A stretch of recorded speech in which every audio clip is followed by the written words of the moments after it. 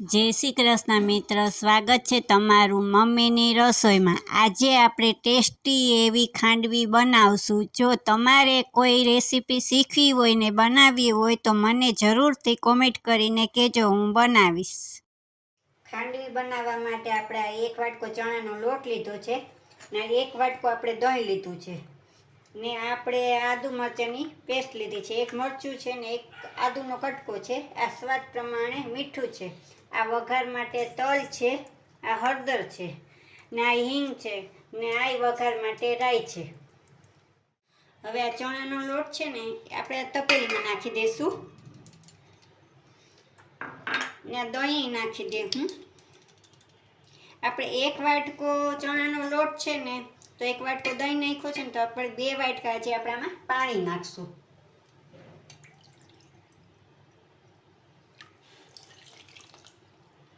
તમારે 3 વાટકા છાશ નાખવી હોય તો તમે છાશ નાખી શકો। હવે આ આદુ મરચાંની પેસ્ટ એક આપણે ચમચી નાખશું। આપણે થોડીક હળદર નાખશું, સ્વાદ પ્રમાણે આપણે મીઠું નાખશું, ચપટી આપણે હિંગ નાખશું। હવે આને આપણે બ્લેન્ડર ફેરવી લઈએ એટલે આપણે કંઈ ગાંઠા ન રહે।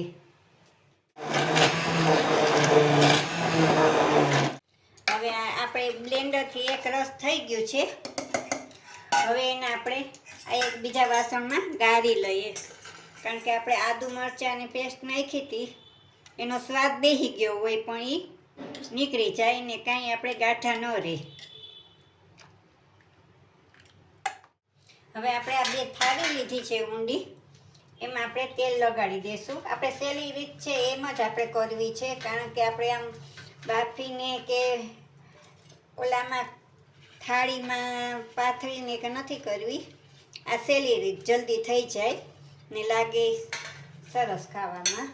હવે આપણે ઢોકળિયું તો ગરમ પાણીમાં આપણે મૂકી જ દીધું છે ગરમ કરવા। હવે આપણે આ બેટર એમાં નાખશું। તમારે જેવી જાડી પાતળી કરવી હોય એ પ્રમાણે બેટર નાખવાનું। મેં આ 3 ચમચા નાખ્યા છે એક થાળીમાં, આ મોટી છે તે આપણે આમાં 4 નાખશું। હવે આપણું પાણી થઈ ગયું છે, આપણે પહેલેથી જ મૂકી દીધું છે। હવે આપણે આ થાળી ધીમેથી મૂકી દઈશું, એની ઉપર આપણે આ બીજી થાળી મૂકી દઈશું અને આપણે આ ઢાંકણું બંધ કરી અને આપણે 10 થી 15 મિનિટ થવા દઈશું। હવે આપણી આ ખાંડવી થઈ ગઈ છે। હવે એને આપણે પેલા ફરતા આ કપાળ લઈએ।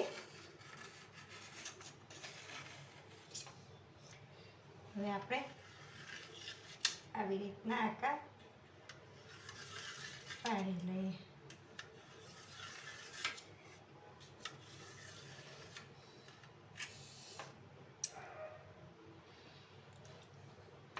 હવે આને આપણે એક કોરથી પહેલા કાઢી લઈએ।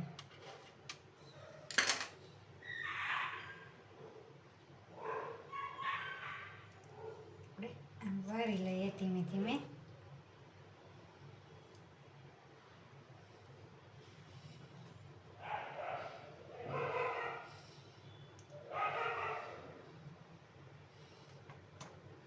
આવી રીતના આપણે બધી કાઢી લઈએ।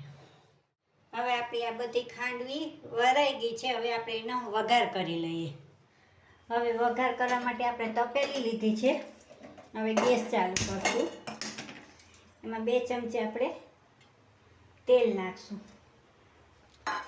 તેલ થઈ જાય પછી આપણે રાઈ નાખશું।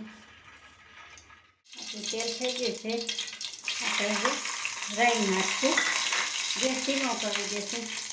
હવે આપણે આ તલ નાખશું, મીઠા લીમડાના પાન નાખશું, હિંગ નાખી મિક્સ કરી હવે આપણે ગેસ બંધ કરી દઈશું। હવે આપણે આ ખાંડવી ઉપર નાખી દઈશું।